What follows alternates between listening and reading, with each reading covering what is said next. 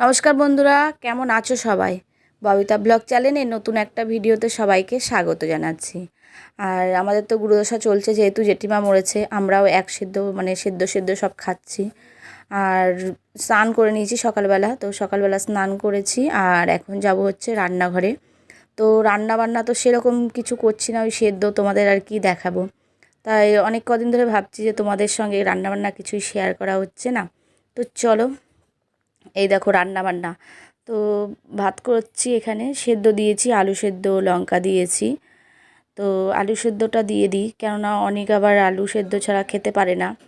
তো আবার তোমাদের দাদা ভাই ভাই কাজে যাবে, তো খাবার নিয়ে যাবে, সেই কারণে না ওই জল সমেত ফেনা ভাত করতে পারি না সকালবেলাটা।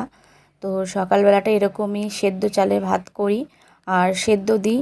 আর আজকে সবজি করছি হচ্ছে, এদিকে দেখো পেঁপে আর আলু সেদ্ধ দিয়েছি। তো এটা একটুখানি ঘি দিয়ে নাড়াচাড়া দিয়ে নামিয়ে দেবো লাস্টে। তো নুন দিয়ে লঙ্কা দিয়ে সব কিছু দিয়ে একবারে সেদ্ধ বসিয়ে দিই। আর তারপরে একটুখানি ঘি দিয়ে, সেদ্ধ হয়ে গেলে সব ঘি দিয়ে নাড়াচাড়া দিয়ে ভালো করে বেশ তারপরে নামিয়ে দিই।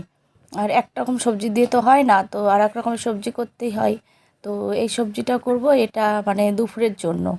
এটা হচ্ছে অনেক রকম সবজি দিয়েছি, দেখো এখানে গাজর, তারপরে বরবটি, তারপরে পটল, ঝিঙে, কাঁচকলা, আলু, সমস্ত কিছু দিয়ে এটাও ওরকমই করব। প্রথমে সেদ্ধ করে নেব আর তারপরে সেদ্ধ যখন হয়ে যাবে তখন একটুখানি ঘি দিয়ে তারপরে নামিয়ে দেবো।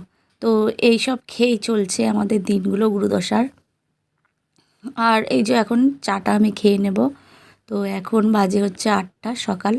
তো তোমাদের দাদাভাই আর আমি একসঙ্গে চা খাই, তোমাদের দাদাভাই চা খাচ্ছে। তো তো ও বেলায় যাব আবার একটু হসপিটালে। তো আজকে একটু কাট করতে যাব ভাবছি। আর অনেক সোনাকে তার আগে ওর হোমওয়ার্কটা কমপ্লিট করে দিচ্ছি।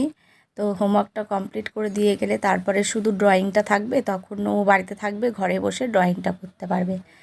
তো বন্ধুরা, এই দেখো ফাইনালি আমি চলে এসেছি হসপিটালে। তো এটা হচ্ছে আমাদের বিএন বোস হসপিটাল। তো এখানে যেহেতু আমি প্রাইভেটে দেখাচ্ছি নার্সিংহোমে, তাহলেও বা এমার্জেন্সির জন্য হসপিটালে একটা কিন্তু কাট করতেই হবে। তো এখানে রেজিস্টার না থাকলে পরবর্তীতে যদি এমার্জেন্সি হয় তখন কিন্তু হসপিটালে সহজে ভর্তি নিতে চায় না, তো তখন আরজিকলে রেফার করে দেয়। তো আমাদের হয়ে গেছে কাট করা। আর তোমাদের দাদাভাই গেছিলো আমার সঙ্গে, আমি কিন্তু একা যাইনি। আর চলে এসেছি আমাদের তালপুকুর বাজার। তো এখানে প্রচুর সবজি বাজার নিয়ে বসে। তো তোমাদের যাদের ব্যারাকপুরের সাইডে বাড়ি তারা অবশ্যই জানো বা চেনো। তো আমাদের তালপুকুরে এমন কোনো জিনিস নেই যে এই বাজারে পাওয়া যায় না। তো তোমাদের দাদাভাই ওইদিকে বাজার করছে আর আমি গাছতলায় চেয়ার মধ্যে দাঁড়িয়ে আছি। তাই ভাবলাম যে তোমাদের সঙ্গে একটুখানি আমাদের তালপুকুর বাজারটা সবজি বাজারটা একটু শেয়ার করি। তো সেই কারণে দাঁড়িয়ে দাঁড়িয়ে তোমাদের সঙ্গে শেয়ার করলাম। বাড়ি চলে এসেছি, এখন বাজে হচ্ছে 1:30। আর কি করব বলো তো, একটু খিদেও পেয়ে গেছে।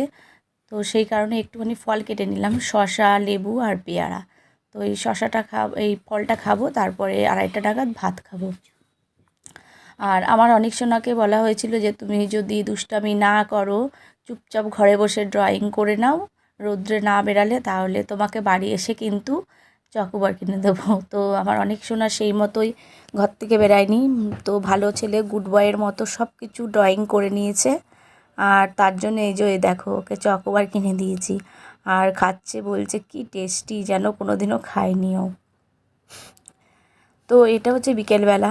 বিকেলবেলা দেখলাম যে বিছানাটা চাদরটা অনেক দিন ধরে পাতা রয়েছে, 1 সপ্তাহ হয়ে গেছে। আর এই গরমে না ঘামে ঘামে বন্ধ হয়ে গেছে, সেই কারণে চেঞ্জ করে দিলাম। আর যেহেতু আমরা এখন কাচতে পারবো না, আমরা তো সার্ফ এগুলো ব্যবহার করছি না, কাচাকুচি করছি না, সেই কারণে কাচবো না, এটা গুটিয়ে রেখে দেব। আর যেটা চেঞ্জ করলাম ওটা রেখে দেবো আর এটা পেতে নিলাম। তো এগুলো হচ্ছে খুব নরম আর হালকা বিছানার চাদর।